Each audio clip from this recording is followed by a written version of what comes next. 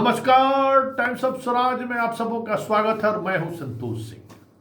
और आज हम टाइम्स ऑफ स्वराज में बात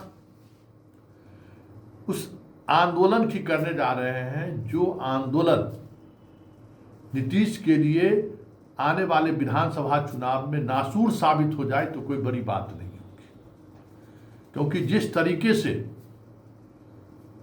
इस आंदोलन को सरकार नजरअंदाज कर रही है और जिस स्तर पर आंदोलनकारी रोजाना किसी न किसी तरीके से सरकार के द्वार पर दस्तक देने पहुंच रहा है, सच कहिए तो आने वाले समय में यह छात्र, गौर करिएगा इस बात को लेकर, ये छात्र परेशानी खड़े कर दें तो कोई बड़ी बात नहीं होगी, क्योंकि इन छात्रों ने हर मंत्री के दरबार पर अपनी गुहार लगाई है, हर संतरी के दरबार पर इसने गुहार लगाई है, हर जगह ये मत्था टेका है कि प्लीज जुल्म मत करिए, प्लीज जुल्म मत करिए। लेकिन ये बेरहम सिस्टम है जो कुछ सुनने को तैयार ही नहीं है। ये बेरहम सिस्टम ऐसा है कि सुनना तो दूर, नोटिस लेने तक को तैयार नहीं है। आज फिर TRE 3 के छात्रों ने जो सप्लीमेंट्री रिजल्ट चाह रहे हैं, आज मंत्री का घेराव किया। लड़कियां ठीक उसी तरीके से हाथ जोड़ते हुए, बिन्नत करते हुए आपको इस वीडियो में दिख रहा है कि सर प्लीज हमारे साथ जस्टिस करिए। देखिए किस तरीके से बहाली हुई है। सरकार है कि TRE 1 हो या TRE 2 हो या TRE 3 और TRE 4 की बात कर रही है कि बस हम बहाली पर बहाली करते रहना है। लेकिन एक भी बहाली को लेकर अगर कोई सवाल खड़ा हो गया तो फिर हम सवाल को नोटिस लेने की तो बात दूर है, उस सवाल को सड़क से लेकर, सदन से लेकर कोर्ट तक किस तरीके से पैर के तरह के नीचे रौंद दिया जाए, इसकी तैयारी में जुट जा रही है। TRE 3 के छात्रों का गुनाह क्या है? क्या उन्हें सप्लीमेंट्री रिजल्ट मानने का हक नहीं है? क्या TRE 3 के में कंप्लीट जो छात्र छात्राएं हैं वो पोस्टिंग के लिए भी सड़क पर उतरे थे? याद करिए, मुख्यमंत्री के द्वारा नियुक्ति पत्र दिए जाने के बावजूद भी पोस्टिंग के लिए उन्हें महीनों तक झुलाया गया था। अंत में वो सड़क पर उतरे, और जब सड़क पर उतरे तो फिर विभाग सिलेंडर बोले, आज समर्पण किया, उसकी पोस्टिंग की। लेकिन पोस्टिंग में किसी को 400 किलोमीटर, किसी को 500 किलोमीटर उन्होंने पोस्टिंग कर दी।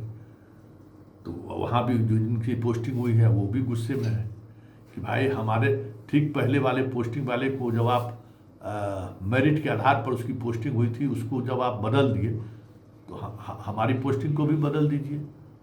हमें किस आधार पर पोस्टिंग दिया गया इतनी दूर? वैकेंसी के आधार पर। तो जब वैकेंसी का स्वरूप ही बदल रहा है तो फिर हमें क्यों उस तरीके की पोस्टिंग दी जा रही है? वो जो शिक्षक 50,000 से अधिक शिक्षक जो ज्वाइन करने की स्थिति में है वो भी गुस्से में है। 30 जून तक उनका ज्वाइनिंग का लास्ट डेट है, वो भी गुस्से में है कि हमारे साथ जस्टिस नहीं हुआ है। सप्लीमेंट्री वाला गुस्सा में है ही। मतलब एक ऐसी बहाली, जिस बहाली से जितने लोगों को रोजगार नहीं मिला है उससे कहीं ज़्यादा लोग गुस्से में हैं। TRE 1 में भी यही स्थिति बनी। TRE 1 की भी सप्लीमेंट्री रिजल्ट को लेकर बड़ा हंगामा हुआ था। कुछ लोगों को बाद में, उस हंगामे के बाद कुछ लोगों को सप्लीमेंट्री रिजल्ट दी भी गई, लेकिन छात्र का जो डिमांड था, छात्र जो कह रहे थे, उस पर विभाग या BPSC ने अमल नहीं किया। तो फिर उतने लोग नाराज हुए। फिर TRE 2 में जिस तरीके से भाषा का खेल हुआ उससे भी लोग नाराज हैं कि अंतिम समय में BPSC ने क्या खेला कर दिया। तो ये सारी चीज़ें हैं जो आने वाले चुनाव में, 2025 के चुनाव में, जो लोग सोच रहे हैं कि ये कोई मुद्दा ही नहीं है, ये मुद्दा, और ख़ास करके शिक्षक बहाली का मुद्दा सरकार के गले की फांस बन जाए तो कोई बड़ी बात नहीं होगी, क्योंकि ये एक ऐसा संवर्ग है जिस संवर्ग को कभी आप खुश नहीं कर सकते हैं। ये एक ऐसा संवर्ग है जिसका डिमांड हमेशा सतत जारी रहता है। वेतन विसंगति से लेके, ट्रांसफ़र पोस्टिंग से लेके बाकी जितनी तरह की प्रक्रियाएं हैं, विभाग भी चाहता है कि फंसा रहे मुद्दा, और शिक्षक भी हाई कोर्ट सुप्रीम कोर्ट देखते रहे। इस विभाग का सबसे ज़्यादा मुकदमा कोर्ट में है। हम जानते हैं बहुत सबसे ज़्यादा मुकदमा अगर किसी एक विभाग का है तो वो शिक्षा विभाग का है, और वहाँ शिक्षा विभाग के अधिकारी कर्मचारियों को अक्सर हाई कोर्ट तलब कर लेता है कि जवाब दीजिए। लेकिन एक बात जो सबसे समझने वाली बात है, आप नौकरी तो दे रहे हैं, लेकिन उस नौकरी के आड़ में जो खेल हो रहा है, उस खेल की वजह से बहुत सारे लोग, छात्र के परिजन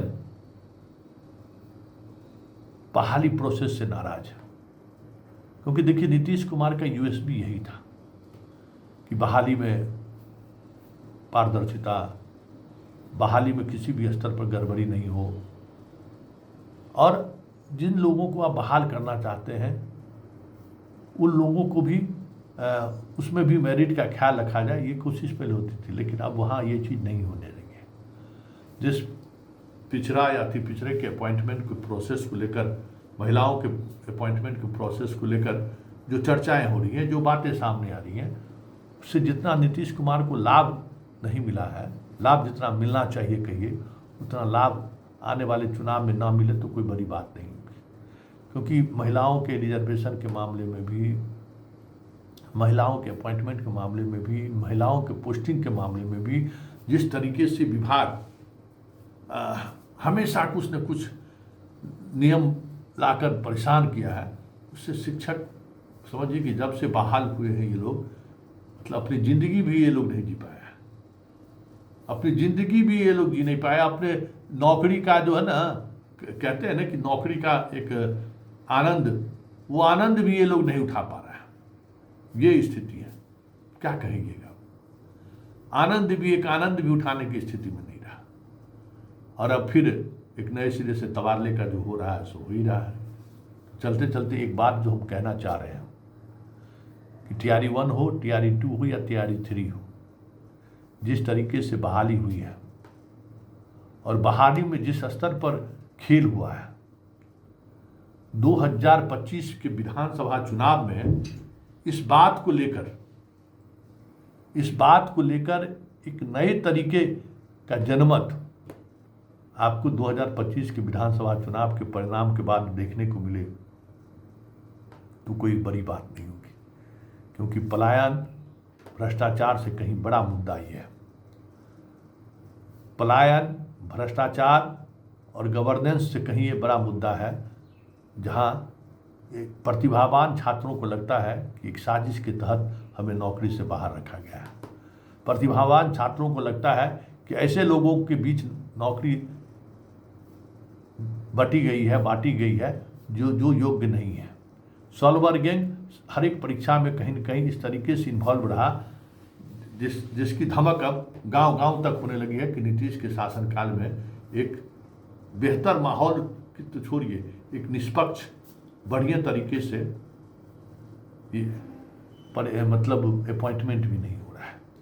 इसलिए TRE 3, TRE 2 और TRE 1 तीनों हम कह रहे हैं, भले ही इसके सहारे कई लाख शिक्षक बने हैं, लेकिन उन शिक्षकों की बहाली के प्रोसेस में जिस तरीके से खेल हुआ है, वो खेल आने वाले समय में सरकार के लिए भारी पड़ जाए या मुश्किल हो जाए तो कोई बड़ी बात नहीं।